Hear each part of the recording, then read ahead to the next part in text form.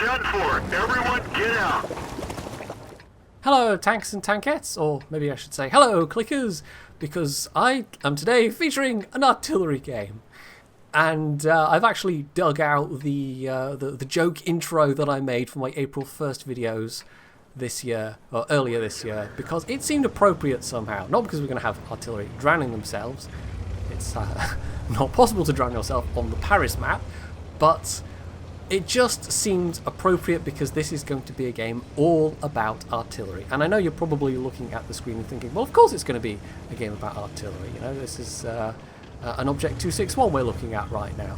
Well, it isn't necessarily going to be about Sanhoek here, although he does get maybe one or two silly things happening to him as well. But no, mostly it's just the silliness of artillery in general. And I'm not going to retread some of the things I've said in the past. I've done a fair amount of videos where I've talked about artillery and how artillery might be improved. In fact, I think the first sandbox server, I did a video or two on that, and artillery was one of the things I covered there.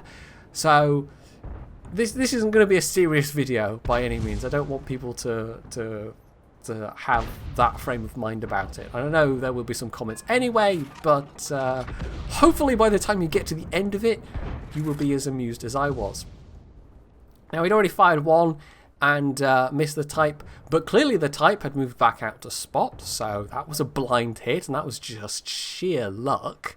And of course, this being a 916 video, the type can't go in all chat and, you know, go, oh, OMG, hacker noob, because that does happen more often than not with those kind of blind hits. But as we can see from Sanhoek's point of view, sheer luck.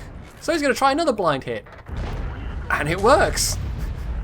He had no idea the Type 61 was there, but maybe he just figured the Type 61 wouldn't be dumb enough to move out of the bush, but would also not be dumb enough to sit in exactly the same spot. So, you know, some level of dumbness in between, if that makes any sense, which maybe it doesn't. I don't know. So, yeah, that was fairly lucky. That's a tier 9 medium knocked out, and he's going to see if he can repeat the performance on this 5120. And then, no, okay.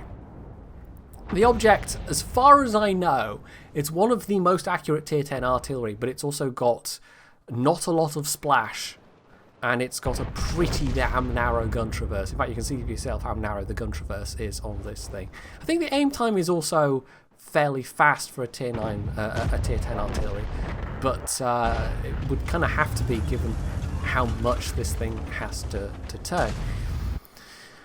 So this is not looking so good. They've got a scout and a medium that are going to be coming in over the field. Well, the scout's already been spotted and the Centurion won't be far behind. Meanwhile, in the south, where all the heavies were fighting, quite a lot of his allies decided they were going to form a flanking force. And by the time they've driven around to try and get to somewhere where they might flank, the remaining tanks of theirs on the K line all just got bum rushed by the enemy. So now this flanking force is just going to get picked apart piecemeal as well. So it's not looking good. Even though they are even on numbers, it's not at all looking good. Are you still there? And there's that 1390 who just took out his platoon mate. So that's one hit he's taken, and that's a bounce, but he's got one more, which also bounces. And then he flips. Okay then, well, that was the thing that happened. I mean, it looked like Sanhoek almost got hit by something else as well, but it didn't kill him. I did initially wonder if it was the E3, but no, he wouldn't have been in a position to take a shot there, I don't think. So, I don't know, maybe it was one of the enemy arties firing an AP shell? No idea, I absolutely don't know. The E3 does kill the Centurion though, so the M4043 is alive. Just 17 health, as you can see there. And so that makes him tremendously vulnerable to even a little bit of splash damage. The FE385 has been spotted. T92's got to be around here somewhere. The GWE100, we don't know where he's been looking at, where he's been firing.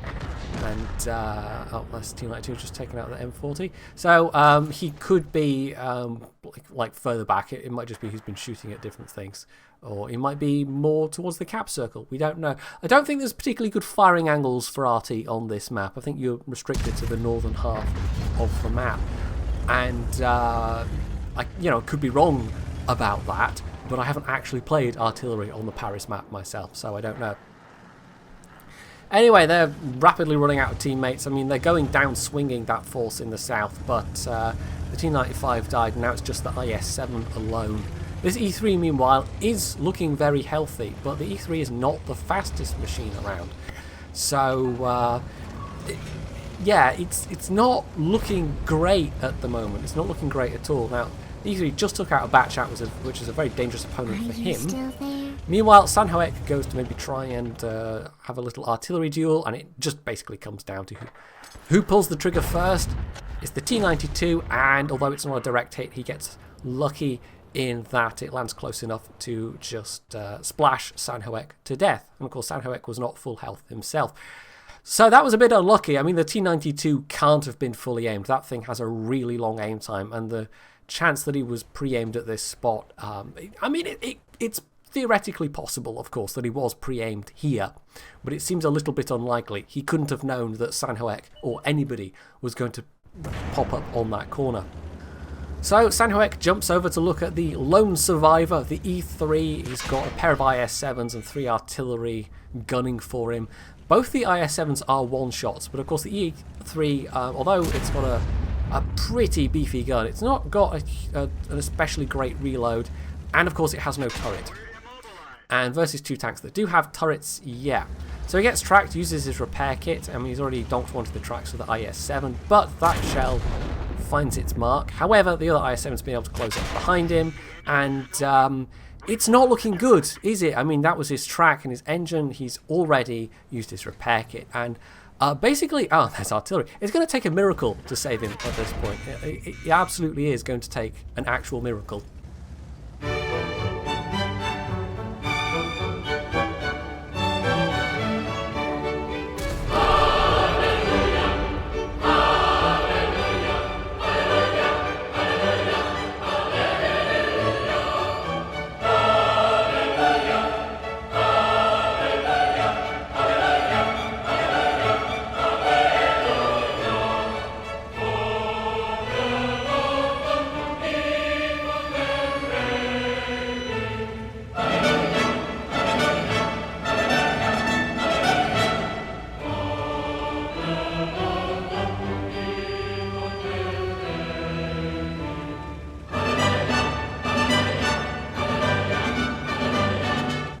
Holy cow! Well, okay then. Clearly RNGesus heard his prayers, and that just happened. Yes, somehow that shell flew over him, killed the IS-7, didn't even give him a scratch. But I mean, there's no way anything like that could happen again, right?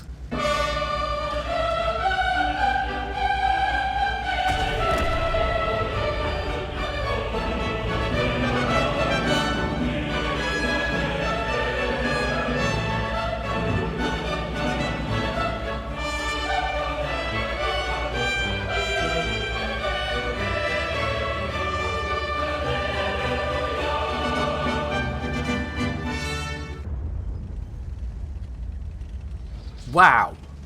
Just... wow.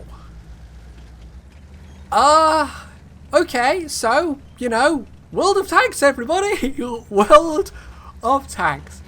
I don't know if you can cast your mind back to a Conqueror gun carriage game that I put up some time ago, one of my own, where I fired on the move at another artillery that I couldn't even see. I kind of briefly tabbed into RT view, clicked, fired, gone back into, you know, tank view, and was just driving along thinking there's no way in hell that will work, and somehow, whilst driving along with the widest possible reticle that probably covered about 3 map squares, I still somehow hit and killed an arty. And yet, this was stupider This was so much stupider. There was so much RNG there that I can't even quite begin to process it.